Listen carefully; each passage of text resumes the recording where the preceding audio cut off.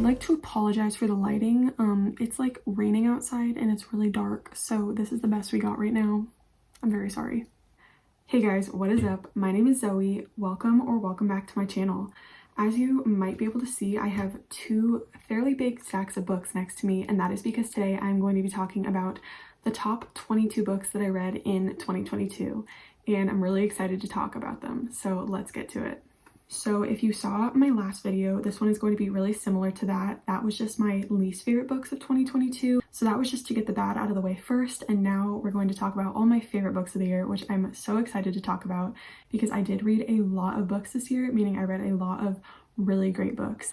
So this list was really hard to put together because I read so many great books and I had such a hard time narrowing it down. But I did get it down to 22 to match the year 2022.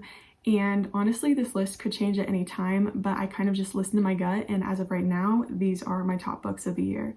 So they're not going to be in any particular order, other than that the last book is going to be my favorite book of the year, which I'm so excited to talk about. But yeah, they're just going to kind of be in the order that I read them in this year. I'm going to talk as quickly as I can and keep what I say about them as short as I can to save time, because I could ramble and this video could get very long. But some books I might talk about a little more than others because I just love some of them so much that I just can't keep it in. So yeah, with that being said, let's just get into all the books. So my first favorite book of the year was one that I honestly never thought that I would read. It is Children of Blood and Bone by Tomi Adeyemi. I believe that's how you say her name. This book I was actually going to get rid of. It had been sitting on my shelf literally since it came out, and I didn't think I had an interest in it, but in January I did a readathon, and one of the prompts of the readathon was to pick a book outside of your comfort zone. So this was the book that I chose because it was genuinely the only book on my bookshelf that was outside of my comfort zone, and boy am I glad that I did, because this quickly became a favorite book. It became a comfort read for me. I flew through this book, immediately went out and bought the second book, and now I'm impatiently waiting for the third book in the series to come out because it was just so good. I actually have 3 copies of this book now because I bought 2 special editions because I just love them so much. But yeah, I just love this book. I love the world. I love the characters. I love just everything about this book. It's just so good. It kept me on my toes. So many unexpected things happened. I love the story. It's just really good, and I highly recommend reading it. The second book on the list is one that I thought was going to be a fun, lighthearted book. But no, it literally broke me. It is Instructions for Dancing by Nicola Yoon. This is the same author that wrote Everything, Everything, and The Sun is Also a Star, 2 books that I loved back when I read them years ago. And I thought this cover was just so pretty, so I picked it up. And yeah, I was not expecting what it had in store. It is about 2 teenagers, Evie and X, and for various reasons, they both end up at a dance studio and they become dance partners and enter a ballroom dancing competition. At first, they don't really see each other much. They kind of just go to dance rehearsal and that's it.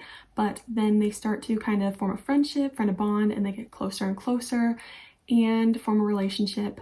But then something really tragic happens and they both kind of end up questioning love and life and whether it's all really worth it. And this book was just really special. I think about it still, even though I read it in February. And it was very quotable. I underlined so much of this book because it was just so important, so eye-opening, and I think it's a really important lesson on life. So I highly recommend this book.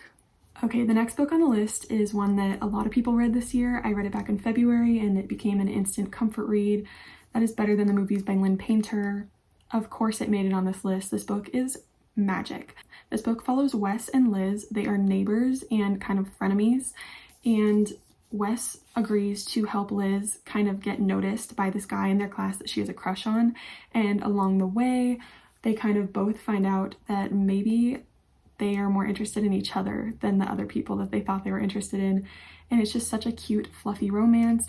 Every chapter starts with a quote from a rom-com because Liz loves rom-coms, and it's just a really cute, fluffy, wonderful romance, and I highly recommend it. It is YA, it's super fun, and it's a very quick read that I will recommend to everybody forever because it's just so cute.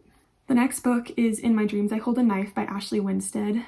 This book was so thrilling. It is a murder mystery thriller, and it follows this group of friends from college who left kind of on rocky terms because one of them was murdered and one of the friends in the group was put in jail as the killer, and they meet up years later at a college reunion and kind of have to figure out if the person who was found guilty was really the murderer or not.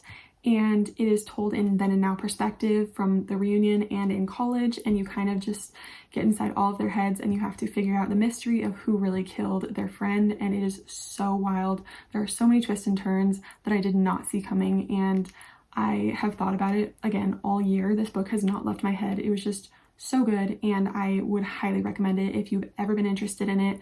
Even if you don't really read mystery thrillers, this is one that I would highly recommend reading because it's just so good. The next book is from an auto-buy author for me that I really, really love, and it is Radio Silence by Alice Oseman. I love this book so much. It is very kind of complex. I don't really want to get into what it's about because I don't want to spoil anything, but it is something that I think everybody can find themselves in it. There are so many diverse characters and scenarios, different situations, that there's something in this book for everybody, and I think that's really special and something that you don't find in a book very much. And it's so much about friendship and life and finding out who you are and what you want to be in life, and it's just really, really special. And honestly, one of my favorite books I've ever read. It's so different and unique from anything else I've ever read, and I will definitely tell everybody to read this because it is not talked about enough. It is so underrated. So many people haven't read it. So many people don't know what it is. This is the author of Heartstopper, if you didn't know, and it is so, so worth the read, and I highly, highly, highly recommend it. Okay, the next book was wild. It is Ace of Spades. I'm not gonna even try to pronounce the author's name because I don't think I can, but this book is so wild. It follows this private high school, a very wealthy private high school that is predominantly white, and then this anonymous texter starts sending out messages to the entire school with rumors and spreading secrets about the Black students in the school, and it's kind of like, what the heck is going on? Why is this happening? And the kids have to find out who the texter is, what is really going on behind the scenes. And this book is so incredible. It tackles so many important issues, primarily racism, in such a good way, in such a twisted way. It's so like messed up, but in the best way. And I would really highly recommend it if you've ever been interested in it. Yeah, it's very, I think, very important about what it talks about and kind of what it brings awareness to, but it's also just such a good thriller. It is like Gossip Girl meets Get Out. That's what I've heard, and I wholeheartedly agree with that. That is exactly what it reminds me of, and yeah, you should definitely go read it. Number 7 is one that is really, really special to me. It is a comfort read. It is on one of my favorite books of all time list, and that is The House in the Cerulean Sea by TJ Klune. This book, you guys, it is so sweet. There is some magic in it. There is some found family. There is finding out who you are and learning that it's okay to be yourself and really just like believing in yourself. It is so sweet. I adored every single character in here. I have thought about this book nonstop since I read it. I actually just got my sister and my mom to read it. They're in the middle of it right now and they're really loving it. And it is truly one of my favorite books that I've ever read, which I did not expect, but it really was. It's just so, so special, so good, and I really highly recommend it. Plus the cover is really fun, really pretty, and it's just such a great book. Please read this book. It is so good. Number 8 on my list is one that I didn't really expect to read. I just picked it up randomly on a whim, and I'm so glad I did. That is The Art of Racing in the Rain. This book is incredible.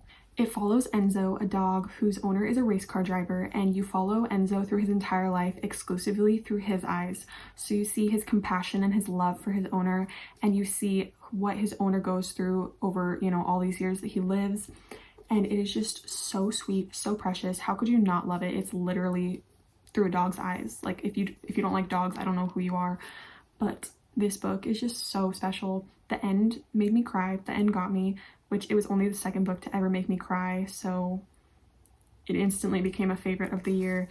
It is just so, so special. This was an instant 5 stars for me, and I will tell anyone who ever has thought about it to read it. If you ever had any thought of reading it, I 1000% say just give it a go and see if you like it.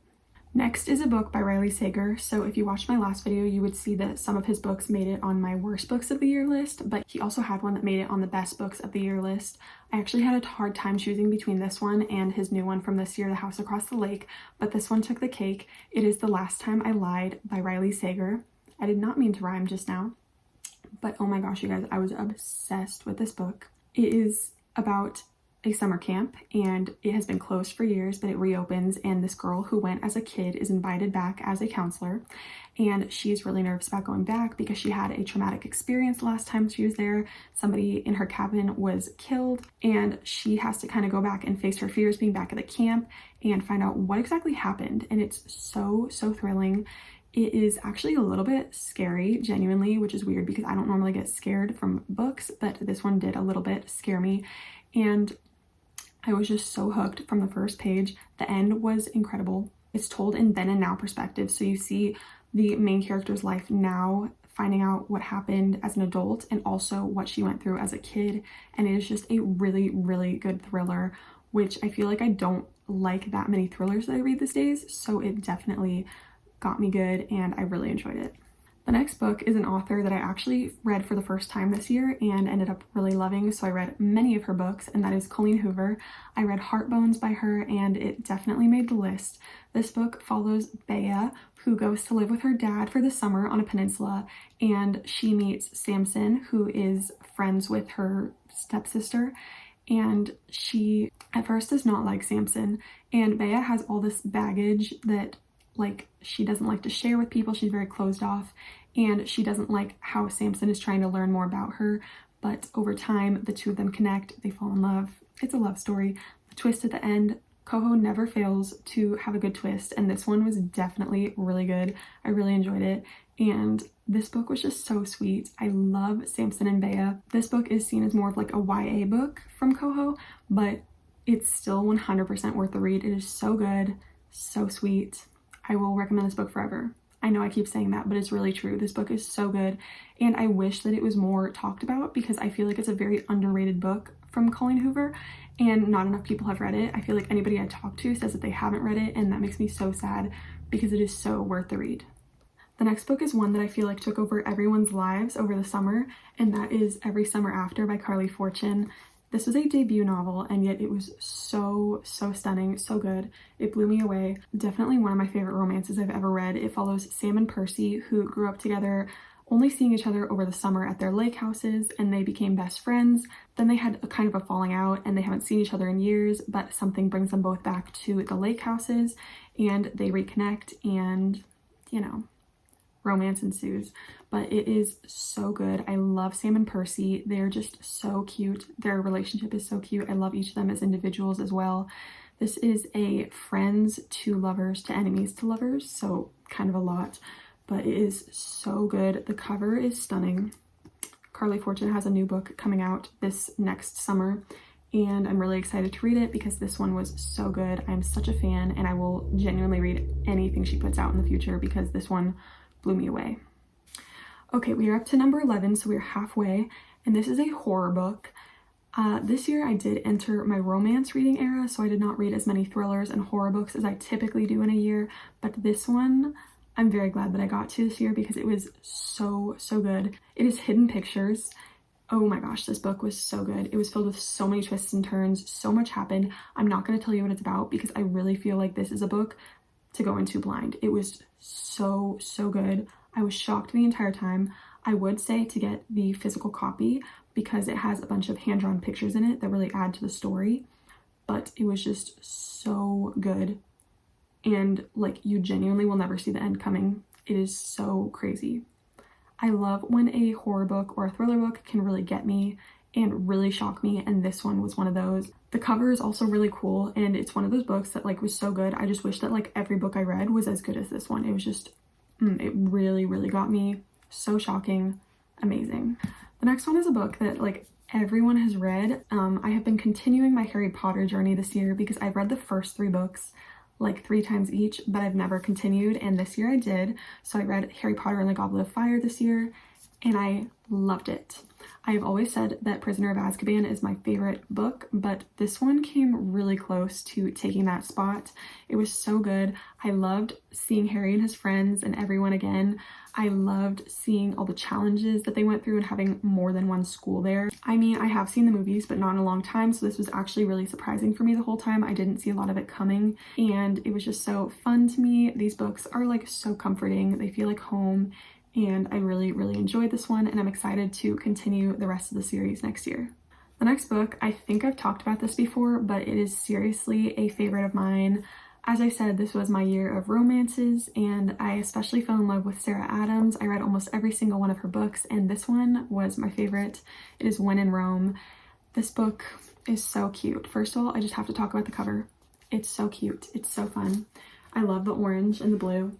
This follows Amelia, a burnt-out pop star who takes a weekend trip to Rome, Kentucky, and she meets Noah, who is very grumpy, so it is definitely Grumpy Sunshine, and she stays with him while she's there, and he lives in this tiny town with all these fun, quirky little characters that you just fall in love with, and you just end up loving their story as they go from kind of hating each other to loving each other, and it's just so cute. It is Gilmore Girl vibes, small town romance, Grumpy Sunshine, closed door. It is such a cute, wholesome romance that I will recommend forever. And if you do like it, Sarah Adams is making this a 4-book series. The next one is Practice Makes Perfect, and it is coming out in May. So if you like it, there is more coming, and I really think you should go read this if you haven't already. The next book is a memoir that a lot of people read this year. I'm Glad My Mom Died by Jeanette McCurdy. I actually listened to the audiobook first, and then I went and bought this, but it is read by Jeanette McCurdy, so it's really special. Normally I have a hard time reading memoirs because it's so personal to that author and their life. Obviously they're being so vulnerable, telling us all about what they've been through in their time, but this one was just really, really special. So I grew up watching Jeanette McCurdy and loving her in iCarly, Sam and Cat, that show on Netflix called Between. I was obsessed with that show, but I've just always really loved her, and when I heard she was putting out a book, I was so excited to read it, and I found this book so heartbreaking but also so incredible. It was so inspiring to hear her story of what she's been through and what she's overcome.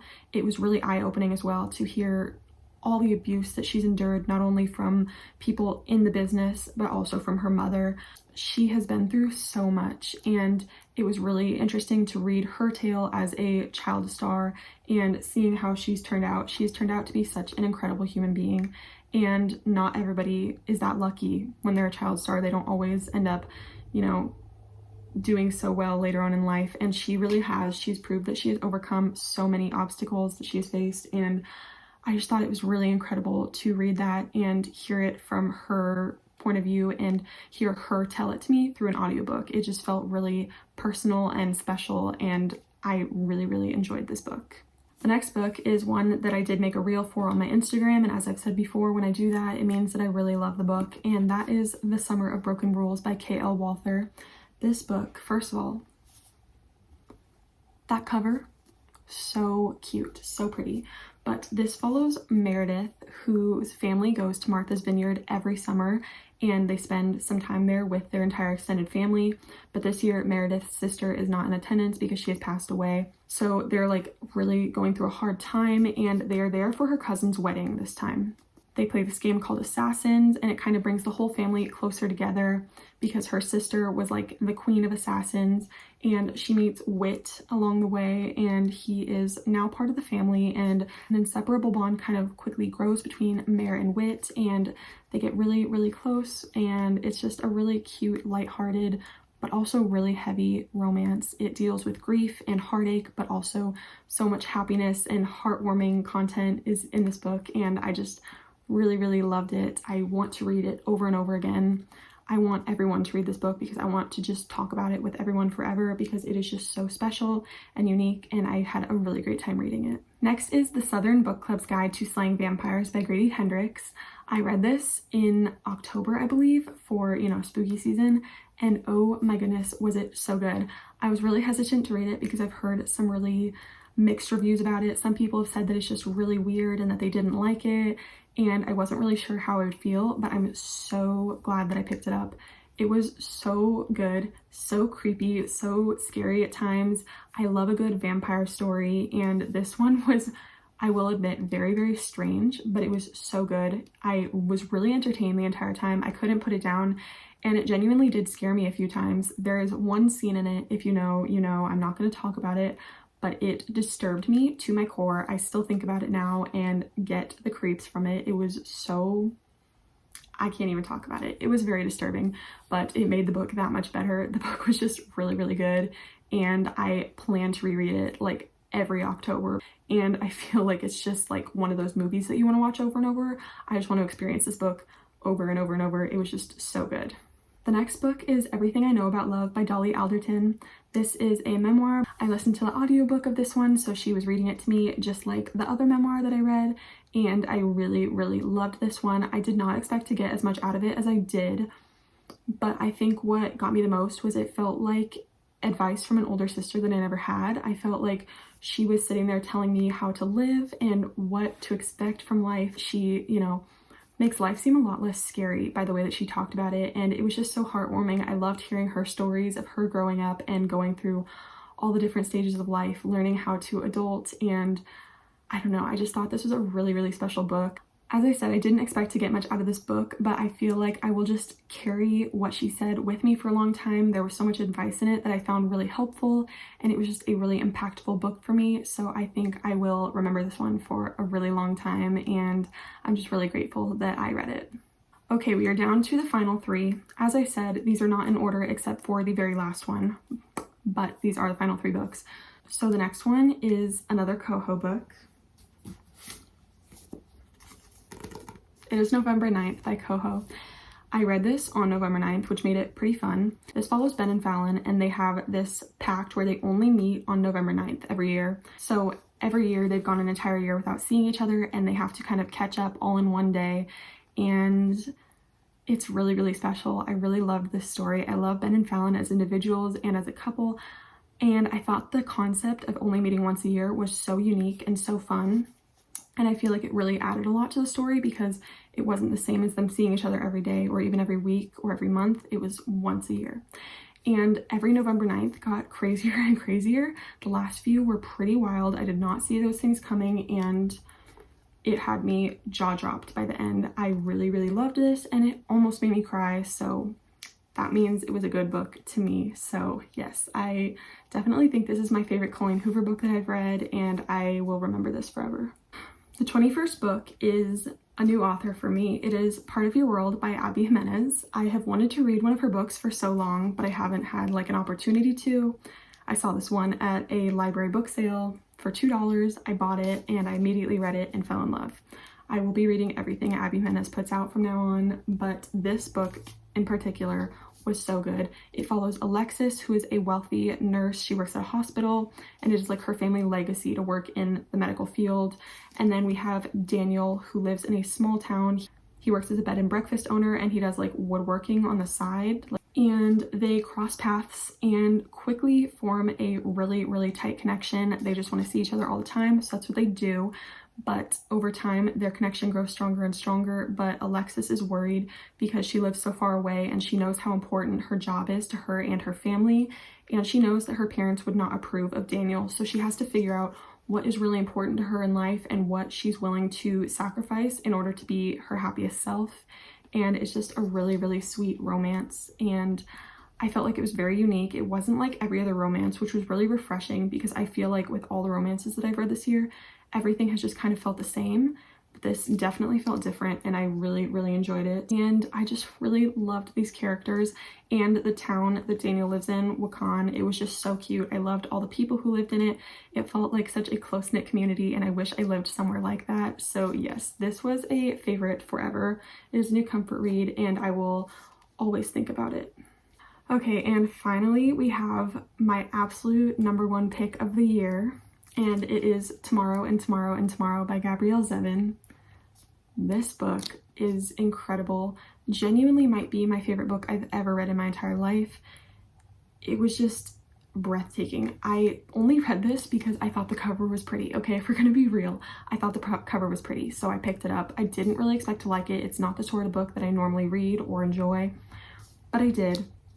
And it follows Sadie and Sam, who are friends as children, and it follows them over multiple decades of their lives as they make games together, and they have incredible highs and devastating lows. They have so many different achievements, but also, you know, suffer through tragic loss, and it is just such a wonderful story. It seems like it's just about making games on the surface, but as you go deeper into it, it is really about friends and life and love. It really makes you realize that the relationships in your life don't have to be romantic in order to love that person wholeheartedly and to have them be one of the most, if not the most important person in your life. And I just thought it was such an incredible story. I really have never read anything like it, and I think about it nonstop, and I have recommended it to literally anyone and everyone who has asked for a book recommendation. This is always my first suggestion. It is kind of hard to get into, I will admit, but once you're into it, it's just so good, and it really was life-changing for me. So I would highly recommend this to anyone who has had even the slightest interest in reading it. Just give it a go. Really let yourself get into it, get past the first part, and you'll fall in love, I promise. So those were my top 22 reads of the year. I had so much fun talking about them. It honestly makes me wish that I could go back and reread them all for the first time. There's honestly nothing like reading a favorite book for the first time, and I miss reading all of these books. So yeah, if you share any favorites with me, or if you want to tell me what your favorites are, I would love to hear it in the comments, or you could connect with me on my Bookstagram, which I will link in the description. I just really love talking about books, and I've read so many good ones, and I'm always looking for new recommendations, so I would love to talk to you. With that being said, that is all I have for you guys today, so I hope you enjoyed the video, and I hope you have a great new year, and I'll see you in the next one.